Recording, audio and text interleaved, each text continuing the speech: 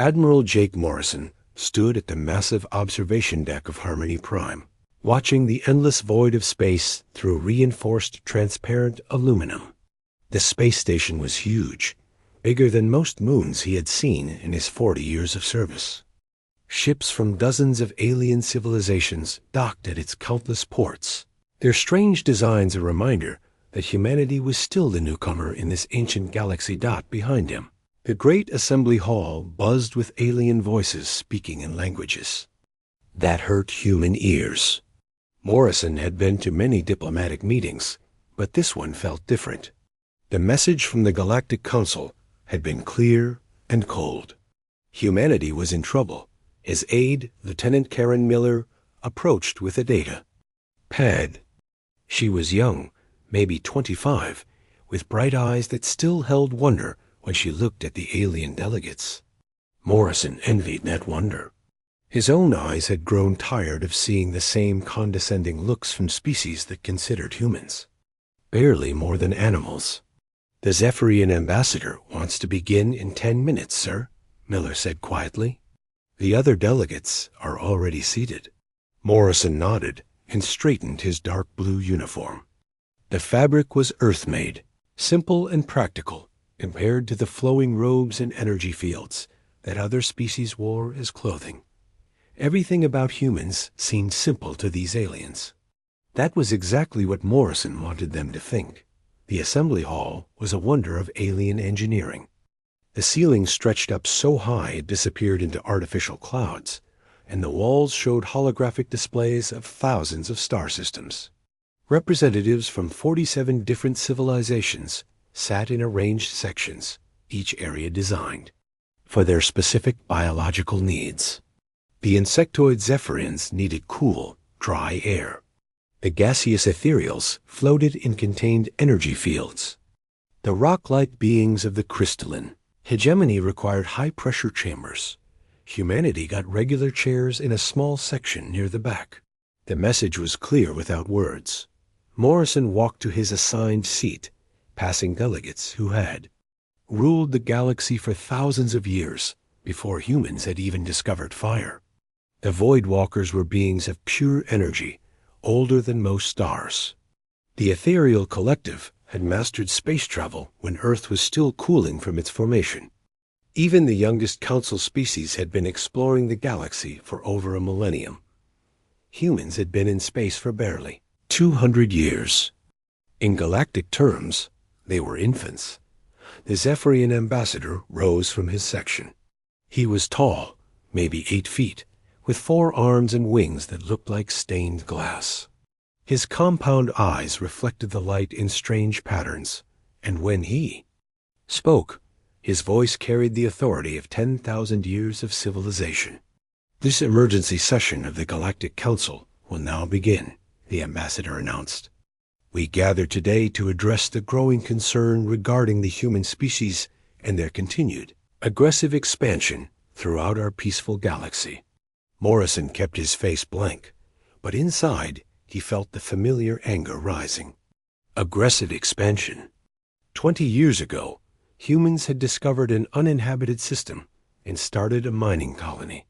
The Zephyrians had called it an act of war because it was within 1,000 light years of their space.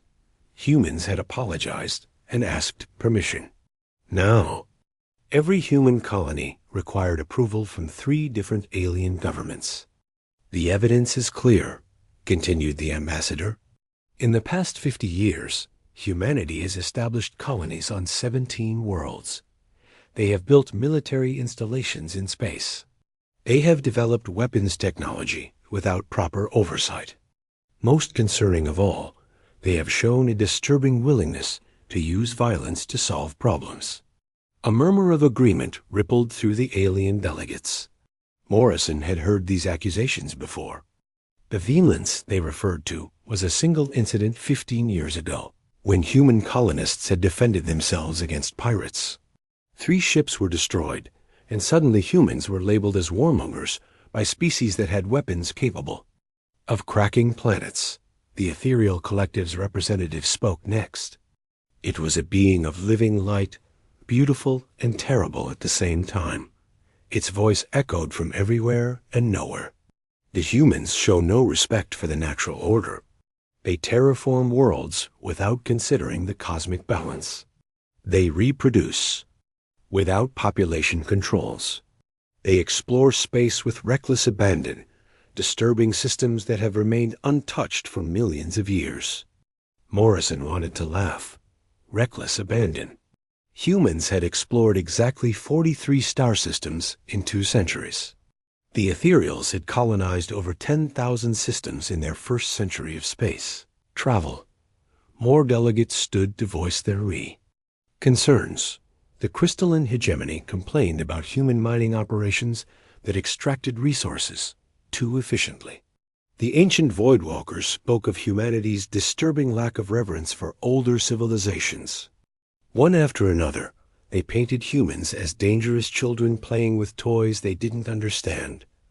What none of them said was the real reason for their fear. In 200 years, humans had gone from a single world to 17 colonies. Their technology advanced at a rate that scared species who had remained unchanged for millennia. Human ships were faster than they should be. Human weapons were more powerful than expected. Human soldiers were more effective than any species, had a right to be after such a short time in space. Most terrifying of all, humans didn't know their place. They asked questions. They challenged assumptions. They looked at 10,000-year-old galactic laws and asked why things had to be that way. In a galaxy built on ancient hierarchies and unchanging order, humanity was chaos. The Zephyrian ambassador spread his glass wings for attention. The Galactic Council has reached a unanimous decision. Humanity will cease all colonial expansion beyond their current 17 worlds immediately.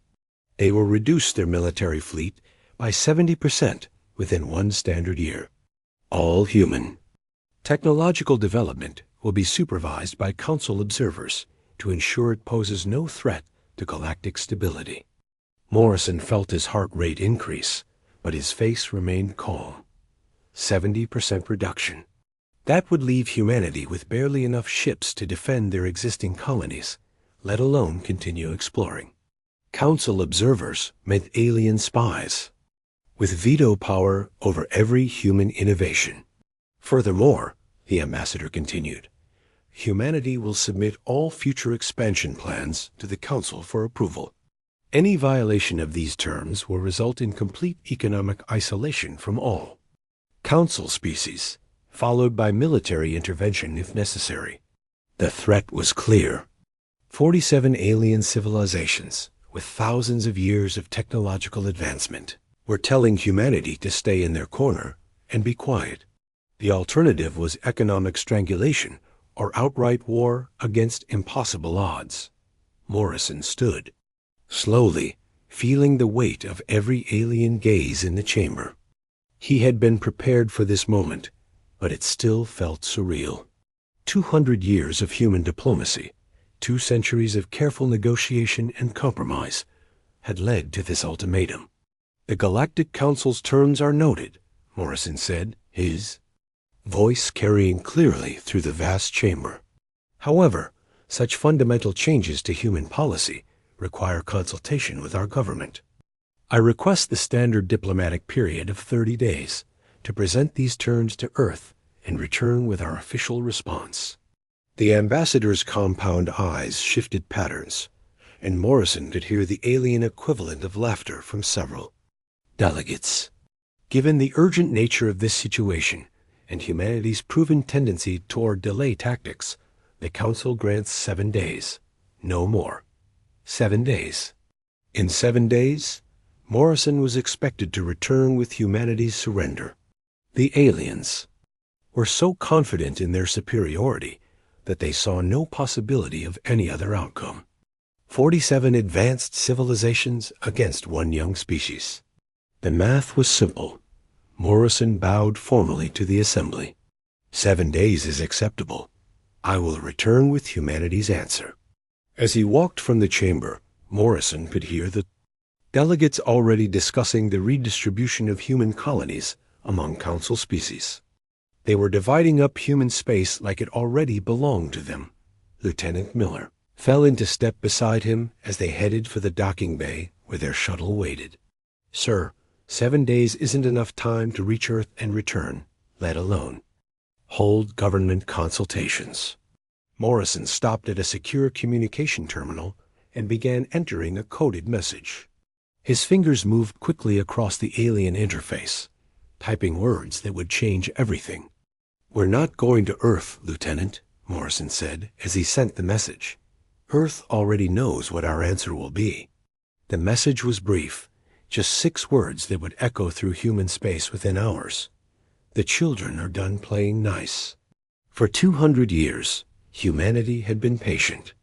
They had accepted insults, restrictions, and condescension from aliens who treated them like dangerous pets. They had followed rules designed to keep them weak and dependent. They had smiled and nodded while ancient civilizations decided humanity's fate without consulting humans. That patience had just ended as their shuttle departed Harmony Prime. Morrison looked back at the massive station one last time. In 7 days, he would return to this place. But he wouldn't be coming back to surrender. He would be coming back to deliver humanity's own ultimatum to a galaxy that was about to learn what happened when you mistake human restraint for human weakness. President Lisa Harper stared at the message on her secure terminal for the 3rd time in 5 minutes. 6 words that meant everything had changed. The children are done playing nice. She had been waiting for this message for 20 years, hoping it would never come, but preparing for the day it finally did. The underground command center beneath Colorado Springs hummed with activity as staff members hurried between workstations. The facility was built into solid rock 3 miles below the surface, invisible to any scanning technology the aliens possessed. At least, that was what human engineers believed. Today they would find out if they were right. Harper pressed the emergency alert button on her desk. Within minutes, the most important people in human space would be gathering in the secure conference room. These were not politicians or diplomats. These were the people who had spent the last 50 years preparing for exactly this moment. General Ryan Clark arrived first, still wearing his flight suit from a training exercise. He was a big man with gray hair and scars on his hands from his early days as a fighter pilot. Clark had been fighting simulated battles against alien technology for decades, using captured ships and stolen technical data to understand how the galaxy's great powers actually fought their wars. Dr. Elena Rodriguez entered next, carrying a briefcase that probably contained enough classified information to start 3 wars. She was small and quiet, the kind of person who could disappear in a crowd, but her mind held secrets that could reshape the galaxy. For 30 years, she had been running Project Prometheus, the most classified research program in human history. Captain Steve Bradley walked in last, looking younger than his 35 years. His uniform was different from the others, made from materials that seemed to bend light in strange ways. Bradley commanded the experimental ship UHS Defiance, and he had just returned from a mission that officially never happened in places that officially did not exist. Harper waited until the security seals engaged, and the room was completely isolated from the outside world. Jake Morrison sent the signal 20 minutes ago. The Galactic Council has given us 7 days to surrender, or face economic isolation and military action. Military action, Clark repeated with a bitter laugh. 47 civilizations with weapons that can crack planets, and they call it military action. It sounds so clean when they say it that way. Dr. Rodriguez opened her briefcase and activated a holographic projector. The air above the table filled with technical diagrams, star charts, and weapon specifications. We have been preparing for this scenario since first contact. Every diplomatic mission has been a reconnaissance operation. Every trade agreement has included hidden data collection protocols. Every human student studying on Council worlds has been gathering intelligence. The display showed detailed schematics of alien warships, complete with weak points marked in red. Harper had seen these files before, but the scope still amazed her. Human agents had been mapping every major alien, military installation in the galaxy for decades.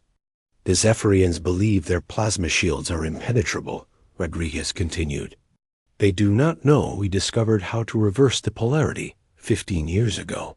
The Ethereal Collective thinks their energy-based ships cannot be targeted by physical weapons.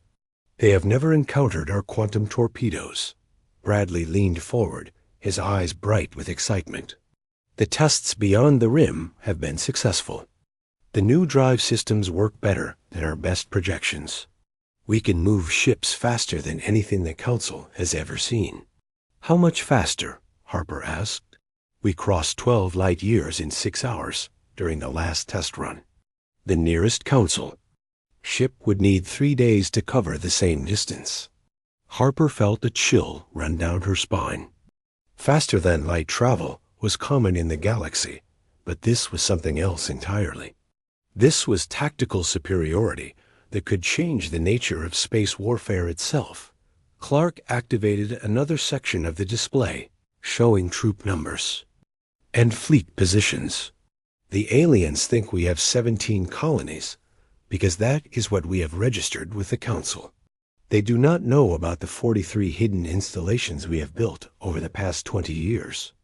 The star map changed, revealing a network of bases, research stations, and automated defense platforms scattered throughout human space and beyond. Each installation was small enough to avoid detection, but powerful enough to defend itself against significant attacks. Every one of these bases is connected to the Nova Protocol, Rodriguez explained. If the Council wants a war, they will discover that human space is not as defenseless as they believe. Harper studied the defensive network with growing amazement. The hidden bases formed overlapping fields of fire that could protect every human world simultaneously. More importantly, they could strike back at alien targets with devastating effectiveness. What about the other species? Harper asked. The ones the Council destroyed before they became threats. Bradley's expression grew dark. We found the ruins of 17 extinct civilizations during our deep space missions. All were young expanding species that challenged Council authority. All were systematically exterminated by the same coalition that now threatens us. The Council's galactic peace is built on genocide. The room fell silent as the implications sank in. The Galactic Council was not just demanding humanity's submission. They were following a pattern of behavior that had lasted for thousands of years. Any species that grew strong enough to challenge their authority was destroyed before it could become a real threat. They have done this before, Harper said quietly. They will do it again to the next species that shows promise. This is not about maintaining peace. This is about maintaining power. Rodriguez nodded grimly. The archaeological evidence is clear. Every extinct civilization showed the same pattern of technological advancement as humanity. All were destroyed when they reached approximately our current level of development. Clark stood and walked to the tactical display, studying the positions of Council fleets. So we have a choice. We can surrender now and accept slow strangulation, or we can fight and probably die quickly. Either way, humanity ends. There is a third option, Bradley said quietly. We can win. The silence that followed was heavy with possibility and terror. Win against 47 civilizations that had ruled the galaxy for millennia. Win against weapons that could destroy stars. Win against odds that made victory seem impossible. Explain, Harper ordered. Bradley activated a new section of the display, showing real-time positions of human vessels throughout the galaxy. What had appeared to be 17 isolated colonies was revealed as a carefully coordinated network of military positions. The Council believes they know our capabilities because we have been very careful to show them only what we wanted them to see. Every human ship they have encountered has used older technology. Every weapons test they have observed has demonstrated outdated systems. They think we are still using chemical rockets and nuclear warheads. Rodriguez smiled for the first time. In the meeting, they have no idea what we actually built while they were watching us pretend to struggle with basic spaceflight. The display changed again, showing specifications for weapons that should not have existed according to Council intelligence files. Plasma cannons that could penetrate any known shielding. Quantum tunneling drives that could move ships through. Dimensions the aliens did not know existed. Automated defense systems that could think and adapt faster than any biological crew. The question is not whether we can fight them, Bradley continued. The question is whether we can do it fast enough to prevent them from destroying our civilian populations in retaliation. Harper looked around the table at the three people who held humanity's future in their hands. A general who had spent his career preparing to fight impossible odds. A scientist who had dedicated her life to creating weapons that could kill gods. A ship captain who had tested those weapons in places so far from Earth that light from human stars had not yet reached them. How long would it take, she asked. 6 months to achieve tactical superiority in our local region, Clark answered. 18 months to break their ability to project power throughout the galaxy. 2 years to force unconditional surrender. And if we lose? Humanity becomes another archaeological curiosity for the next species to discover in a few thousand years. Harper closed her eyes and made the decision that would either save her species or doom them to extinction. When she opened them again, her voice was steady and certain. Authorization code Harper Alpha 779. Operation Thunderstrike is approved for immediate implementation. The room erupted into controlled chaos as each person began implementing plans that had been decades in the making. Rodriguez began activating research protocols that would flood human space with new weapons. Clark started moving fleets into positions that would maximize their tactical advantage.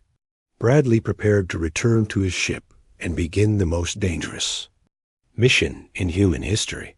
One more thing, Harper said as the meeting began to break up. Jake Morrison will return to Harmony Prime in 7 days to deliver our response to the Council's ultimatum. Make sure he has something interesting to tell them. Rodriguez paused at the door, her briefcase now empty of secrets that were about to become terrible realities. Admiral Jake Morrison walked through the corridors of Harmony Prime with different steps than he had taken 7 days ago. His boots made the same sounds on the alien metal floors, but everything else had changed. Behind him followed General Ryan Clark, Dr. Elena Rodriguez, and Captain Steve Bradley, along with 12 human Marines in full combat armor. The alien delegates noticed the difference immediately. Where Morrison had arrived alone before, now he brought military officers and armed guards. The Zephyrian security forces watched nervously as the human delegation passed, their compound eyes tracking the strange weapons. The Marines carried Lieutenant Karen Miller walked beside Morrison, her young face now hard with knowledge that had aged her years and days. She carried a sealed briefcase that contained information the galaxy had never seen before. Information that would either start the greatest war in galactic history or prevent it through sheer terror. The assembly hall looked the same as it had a week ago, but Morrison saw it differently now. The soaring ceiling and holographic star displays no longer impressed him. He knew that human ships were already moving through space beyond those displayed stars, carrying weapons that could turn this entire station into expanding gas in seconds. 47 alien delegates took their seats with visible confidence. The Zephyrian ambassador spread his glass wings in a gesture of superiority. The ethereal collective's representative glowed brighter than usual, radiating satisfaction. The ancient voidwalkers flickered with what passed for amusement among beings. Of pure energy, they expected Morrison to deliver humanity's surrender.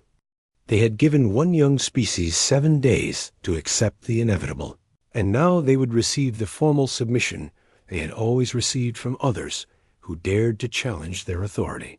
Morrison walked to the center of the chamber, but instead of taking his assigned seat in the back section, he stopped at the speaking platform reserved for council members.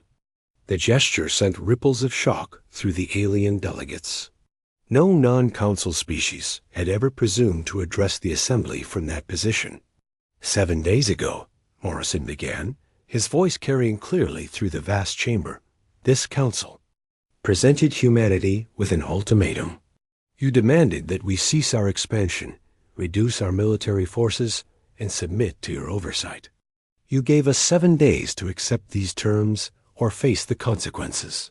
The Zephyrian ambassador's compound eyes shifted in patterns that indicated growing irritation. Admiral Morrison, you will present your government's acceptance of the council's generous terms and return to your designated seating area. Morrison ignored the command and continued speaking. For 200 years, humanity has honored every treaty we signed with your civilizations. We have respected every border you established, even when those borders made no sense. We have submitted to every inquiry, answered every question, and followed every rule you imposed upon us. Dr. Rodriguez stepped forward and activated a holographic projector. The air above the assembly filled with images that made several alien delegates lean forward in their seats. Detailed technical specifications of Zephyrian warships appeared, complete with structural weak points and weapon system vulnerabilities. We have been patient with your condescension, Morrison continued as more images appeared. We have tolerated your assumption that youth equals inferiority. We have accepted your restrictions on our development and expansion. That patience has now ended. The display changed to show ethereal collective energy ships, their power systems mapped in perfect detail. Then crystalline hegemony vessels with their defensive matrices outlined in red. One by one, the most classified military secrets of every council species appeared in the air for all to see. The Zephyrian ambassador rose from his seat, his wings spreading wide in alarm. How did you obtain classified council military information? This is an act of espionage that demands immediate response. Captain Bradley stepped forward, his strange uniform seeming to absorb the light around him. Every human diplomat, student, and trader you allowed into your space has been gathering intelligence for decades. Every cultural exchange program has been a reconnaissance mission. Every trade agreement has included hidden data collection protocols. The assembly erupted in angry voices as delegates realized the scope of human intelligence operations. The ethereal collective's representative pulsed with rage, its light becoming harsh and painful to look at. The void walkers flickered rapidly, their energy forms destabilizing with shock. Morrison raised his hand for silence, and surprisingly, the chamber grew quiet. The aliens wanted to hear what other secrets humanity had discovered. During our exploration, missions beyond the galactic rim, Morrison continued, our ships discovered something interesting. The ruins of 17 extinct civilizations, all destroyed by the same coalition that now threatens us. The display changed again, showing archaeological evidence from dead worlds scattered across the galaxy. Cities turned to glass, orbital habitats cracked open like eggs, entire solar systems stripped of life. Each extinct species had followed the same pattern of technological development as humanity. Each had been destroyed when they reached approximately humanity's current level of advancement. The Kithara Confederation, extinct for 3,000 years, Morrison said, as images of their dead worlds appeared. The Nexari Empire, destroyed 2 millennia ago. The Veltar Republic, wiped out just 800 years past. All showed the same pattern of rapid technological advancement. All challenged the established order. All were systematically exterminated by council forces. General Clark moved to stand beside Morrison, his scarred hands clasped behind his back. "You're galactic. Peace is built on genocide. You have maintained stability by murdering any species that showed promise. You are not peacekeepers. You are executioners." The Zephyrian ambassador's voice rose to a shriek that hurt human ears. "These are lies and fabrications designed to justify human aggression. The Council has maintained galactic stability for 10,000 years through wise governance and necessary restrictions." Dr. Rodriguez activated another section of the display, showing detailed records recovered from Council archives. Military reports describing pest control operations and threat neutralization protocols filled the air. The evidence was overwhelming and undeniable. "We found your records," Rodriguez said quietly, "hidden in databases you thought were secure. Every extinction was planned and coordinated by the same council that now sits in this chamber. You have committed genocide 47 times in the last 10,000 years." The chamber fell silent as the full horror of the revelation sank in. Several of the younger alien delegates stared at their elders with expressions of shock and disgust. Even some council members seemed surprised by the scope of their own crimes. Morrison walked closer to the Zephyrian ambassador section, his eyes hard as steel. "The supposed emergency session that brought us here was never about maintaining peace. It was the final step in a plan to neuter humanity before we could mature into a real threat. You have been planning our destruction since the day we made first contact." Captain Bradley activated his own holographic display, showing the current positions of human vessels throughout the galaxy. What the Council had assumed was 17 isolated colonies was revealed as a network of 43 hidden military installations. "While you were watching us pretend to struggle with basic spaceflight," Bradley said, "we were building a defense network that spans half the galaxy. Every human diplomatic mission has been placing automated weapon platforms in strategic locations. Every trade convoy has been carrying military supplies to hidden bases." The display zoomed in on individual installations, showing fusion reactors powerful enough to simulate stellar events and weapon systems that defied current understanding of physics. The Nova Protocol went online in real time, turning hidden human bases into miniature stars scattered across space. The Ethereal Collective's representative spoke for the first time, its voice trembling with what might have been fear. "This is impossible. Our sensors would have detected such massive construction projects." Dr. Rodriguez smiled coldly. "Your sensors detect what we allow them to detect. We have been using quantum phase technology for 30 years. Half of our installations exist partially outside normal spacetime. The other half are camouflaged with holographic projectors that make them appear to be asteroids or dead moons." Morrison returned to the speaking platform and looked up at the assembled representatives of 47 civilizations. "The Galactic Council demanded that humanity cease expansion, reduce our military forces, and submit to your oversight. We have considered your generous offer." The silence in the chamber was absolute.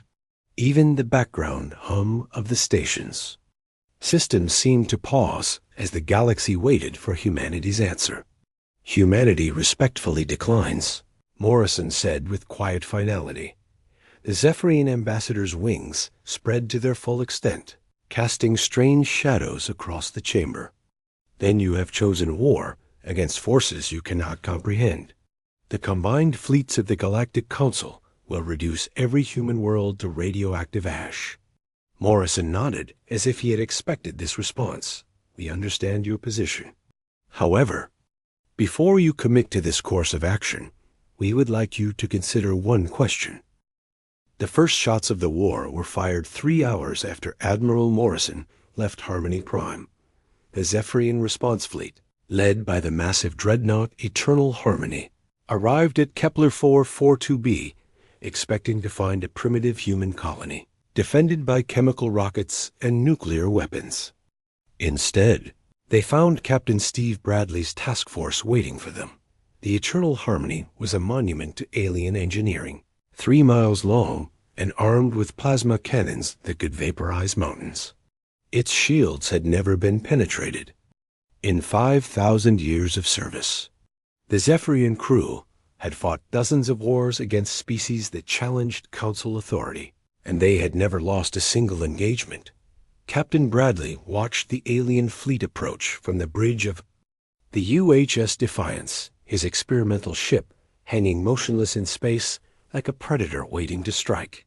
The Defiance looked small compared to the Zephyrian dreadnought, barely a tenth of its size, but appearances could be deceiving. "Enemy fleet is taking standard attack formation," reported Lieutenant Amy Bradley, the captain's daughter, and his tactical officer. "They are moving like they expect us to fight according to their rules." Bradley smiled grimly. The aliens had studied human tactics for decades, but they had only seen what humans wanted them to see. Every space battle involving human forces had been carefully choreographed to hide humanity's true capabilities. Today, the mask would finally come off. "Quantum tunnel drive is charged and ready," announced the navigation officer. "All weapon systems are online."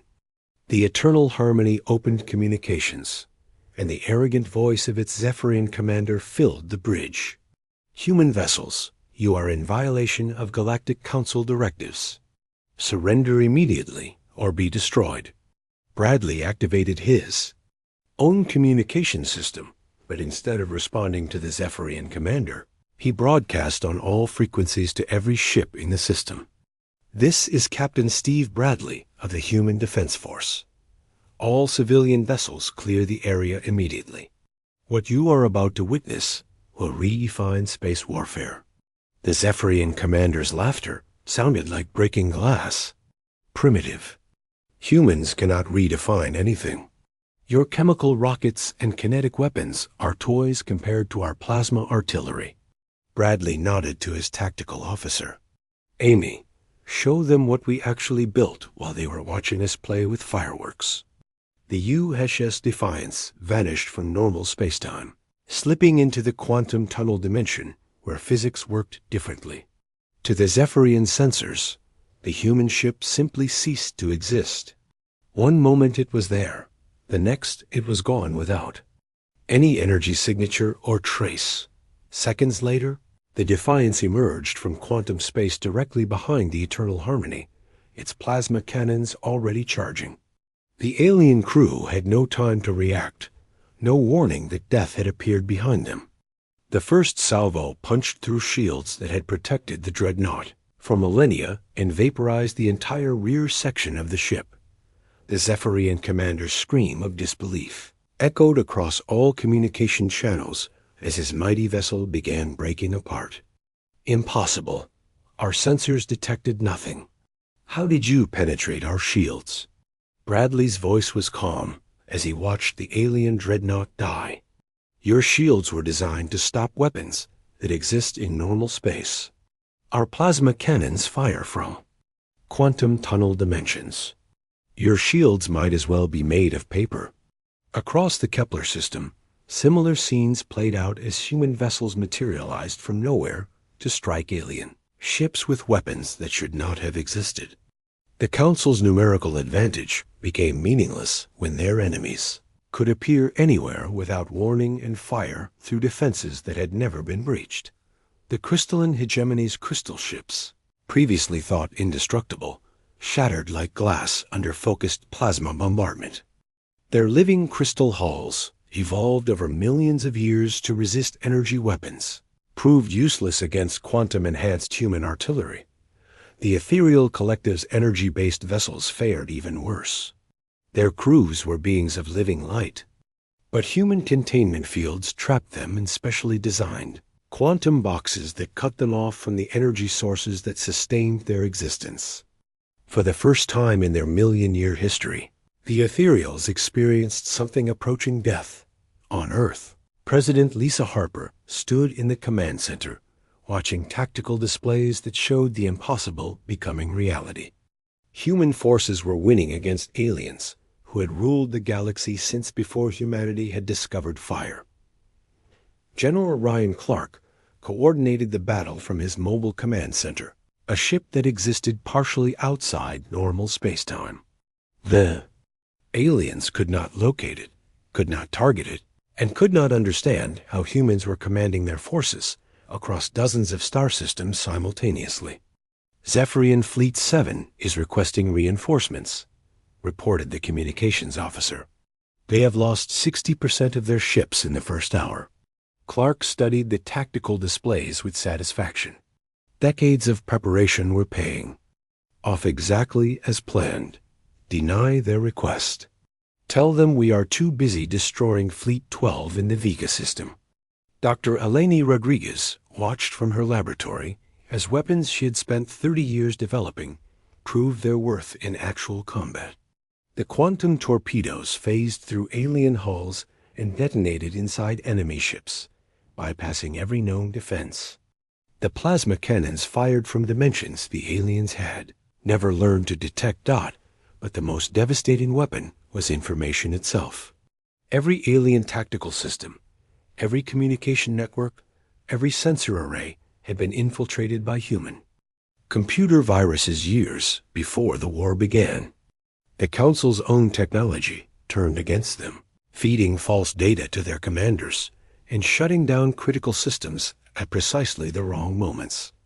The Voidwalkers, ancient beings of pure energy who had existed since the galaxy's youth, discovered that human quantum technology could disrupt their very existence.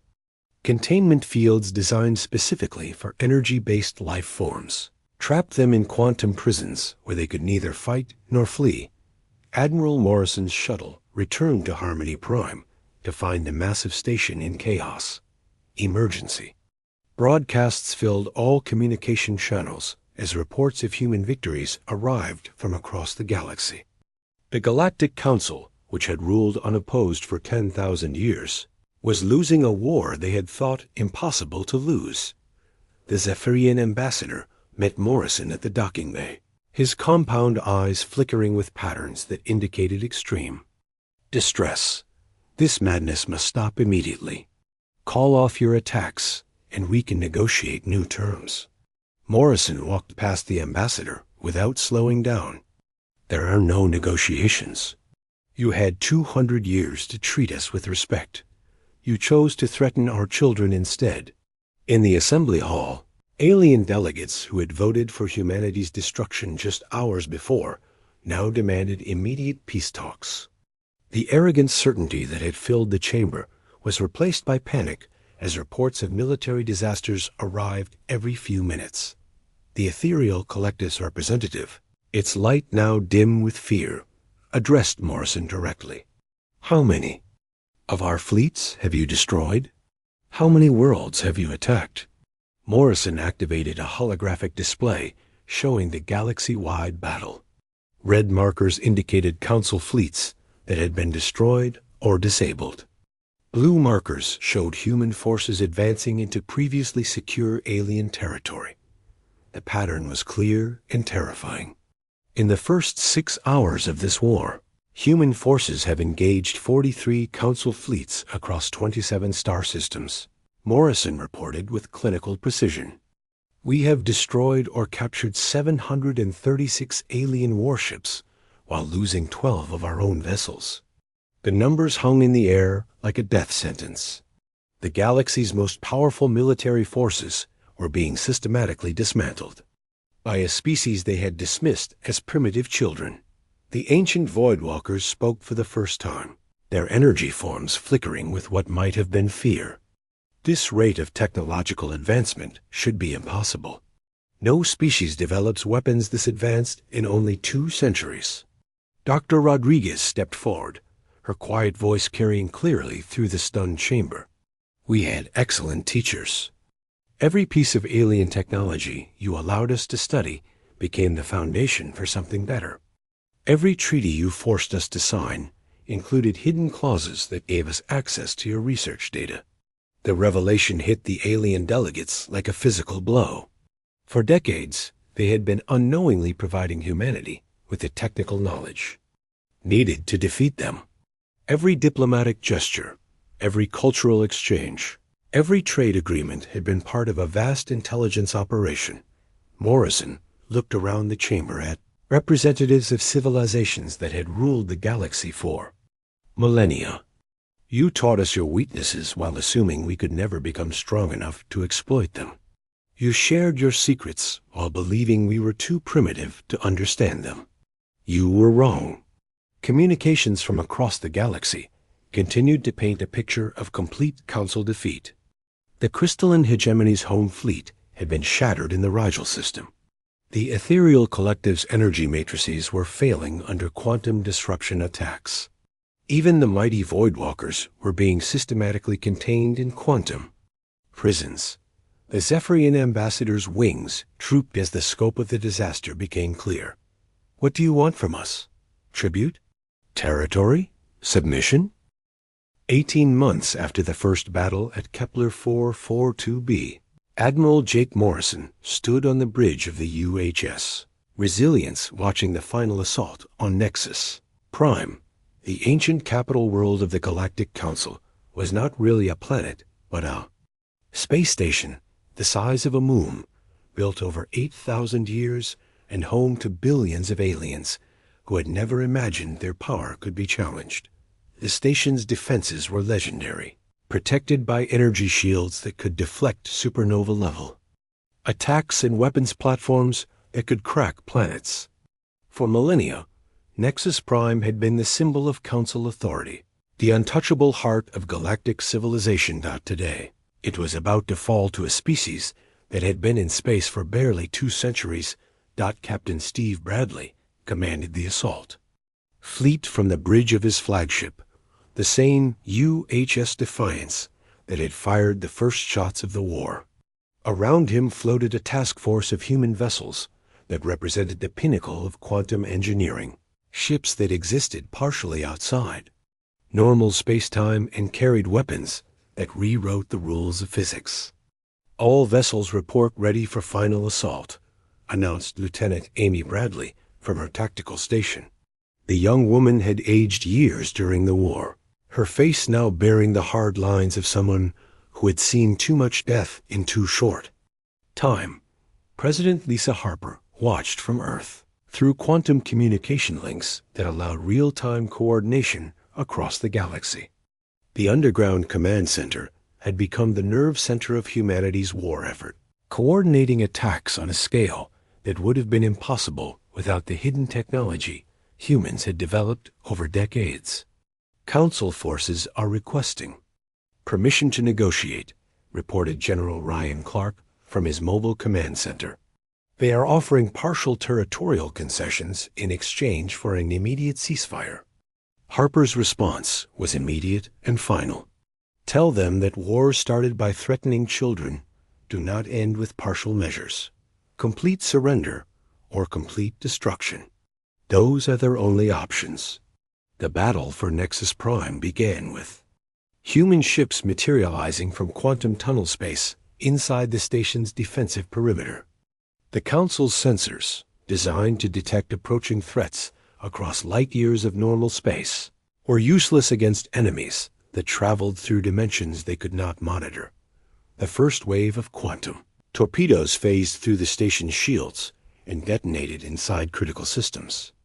Defense platforms that had protected the capital for thousands of years went dark in seconds, their control systems corrupted by human computer viruses that had been waiting dormant in alien networks for years. Dr. Alaina Rodriguez monitored the assault from her laboratory, watching decades of theoretical work become devastating reality. The quantum disruption fields she had designed were tearing apart the station's power grid, causing cascade failures that spread through systems the aliens had thought completely isolated from each other.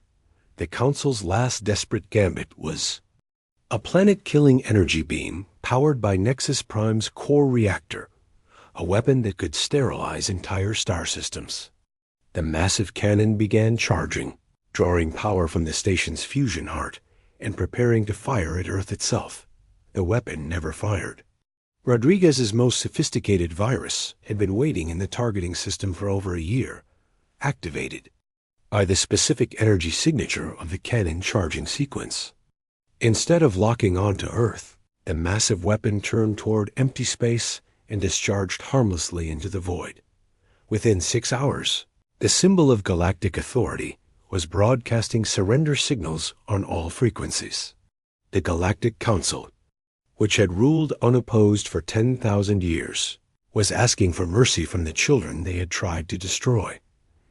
Morrison received the surrender aboard Nexus Prime's central command chamber, a vast spherical room where the Council had made decisions affecting trillions of lives.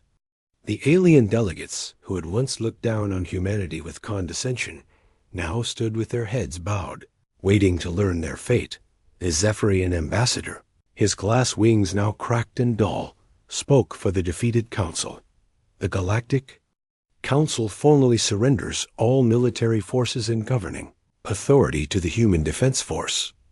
We request consideration for our civilian populations, who had no part in the decision to threaten your species. Morrison studied the assembled representatives of 47 civilizations, beings whose ancestors had ruled the galaxy since before Earth's sun was born. They expected death or slavery, the same fate they had imposed on dozens of extinct species over the millennia. They would be disappointed. The human species accepts your surrender, Morrison announced, his voice echoing through the chamber. However, our terms may surprise you. President Harper's image appeared on holographic displays throughout the chamber, addressing not just the defeated Council, but the entire galaxy through hijacked communication networks. For 10,000 years, you have called yourselves the guardians of galactic peace while systematically destroying any species that dared to challenge your authority. Today, that ends. The terms humanity offered shocked the galaxy more than their military victory had. There would be no occupation, no tribute, no subjugation of the defeated alien civilizations. Instead, humanity proposed something the galaxy had never known: genuine equality. The new Galactic Confederation will operate under principles that ensure no species may claim superiority over another, Harper continued. All civilizations will have the right to expand and develop without interference. Conflicts will be resolved through negotiation and law, not genocide. The Council's secret archives were open to public scrutiny, revealing evidence of 47 extinct civilizations and the systematic campaign of genocide that had maintained galactic stability for millennia. War crimes tribunals began immediately, but even these followed human principles of justice rather than alien concepts of revenge.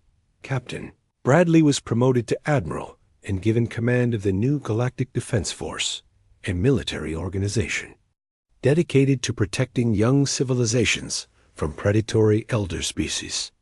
The same quantum technology that had won the war now served to maintain peace, with human vessels patrolling the galaxy to ensure no civilization would ever again face extinction for the crime of ambition. Dr. Rodriguez established research stations throughout the galaxy, sharing human quantum technology with species that had been suppressed by Council restrictions. For the first time in millennia, alien civilizations were free to develop their full potential without fear of destruction. The transformation was not easy. Many Council species struggled to adapt to a galaxy where strength did not automatically confer the right to rule. Some attempted rebellion, only to discover that human monitoring systems detected aggressive behavior long before it could threaten anyone. The ethereal collective proved surprisingly adaptable, their energy-based nature making them natural allies once they were freed from the rigid hierarchies that had constrained them. The crystalline hegemony required more adjustment, their crystal-based society struggling with concepts of individual freedom and species equality. The Voidwalkers, ancient beings of pure energy who had existed since the galaxy's youth, became humanity's most valuable advisors. Their vast knowledge of galactic history helped identify and contact the survivors of supposedly extinct civilizations, species that had hidden in remote systems or existed as scattered refugees. 5 years after the war's end, Admiral Morrison addressed the first session of the new Galactic Senate from the same chamber where humanity had once been threatened with destruction.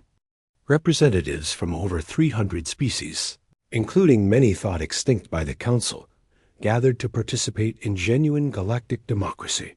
The galaxy will never forget the day humanity lost patience, Morrison concluded his speech, to the assembled representatives, because it was the day the galaxy finally learned what peace really means. The applause that followed came from beings who had spent their entire existence under the Council's oppressive rule, species that had never imagined they could participate as equals in galactic government. The sound echoed through the chamber, like the birth cry of a new age, but humanity was not finished with surprises. As the Senate session ended, reports arrived from human exploration vessels pushing beyond the galactic rim. They had detected signs of intelligent life in neighboring galaxies, young civilizations that might one day face the same choice between submission and destruction that humanity had confronted. Admiral Amy Bradley, now commanding the deep space exploration fleet, transmitted a message from the edge of known space. Her ships were preparing to make contact with the Andromeda Galaxy, carrying with them the principles of freedom and equality that humanity had established in their own cosmic neighborhood. The galaxy was just the beginning, her message concluded. There are children among the stars who need to know they are not alone. On Earth, in the same underground command center where the decision to fight had been made, President Harper smiled as she read reports from across the galaxy. Former Council worlds were experiencing unprecedented technological and cultural development. Trade flowed freely between species that had been enemies for millennia. Young civilizations were expanding into space without fear of extermination.